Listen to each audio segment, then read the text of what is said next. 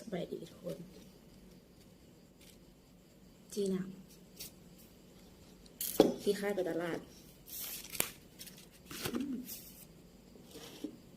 อาหารของมากเลยข้าวฮ้อนๆจีน่ะเจ้าอีหยังมากมายดอก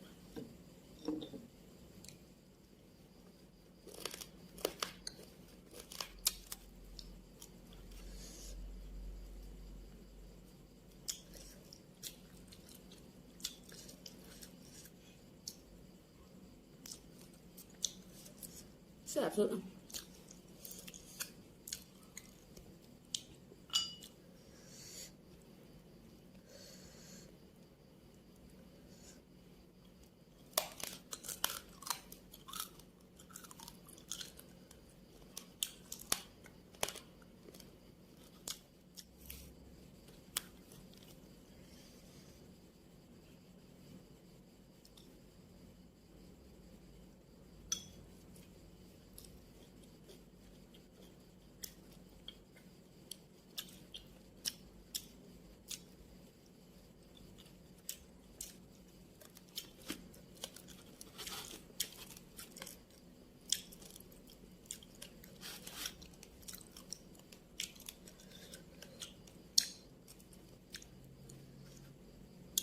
ดึกๆมาแล้วอยากเข้าตรงสิจอยนะ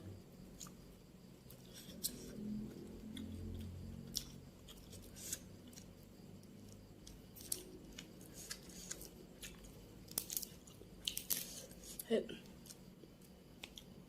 บ่ส่งสิจอยหรอกบ่กินข้าว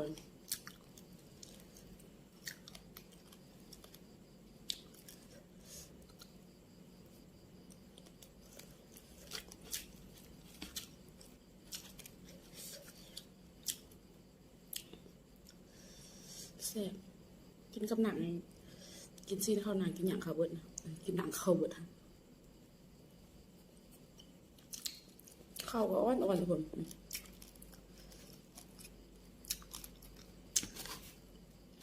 ใส่หม้อหุงข้าวหมูอันนั้นนึ่งเอา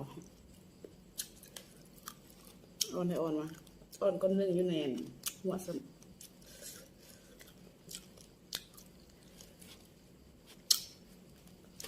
ใส่น้ำพอดีข้าวเลยหุงเอาไม่กินข้าวอ่อน